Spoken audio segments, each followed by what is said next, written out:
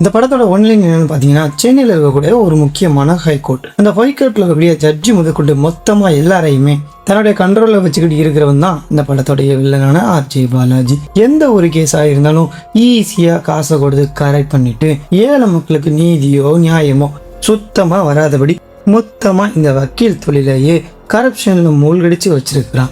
இப்படி ஒரு சுச்சுவேஷனில் தான் கேரளாவில் இருந்து ஒரு அப்பா பொண்ணு முக்கியமான ஆப்ரேஷனுக்காக சென்னை வந்து இறங்கியிருக்காங்க.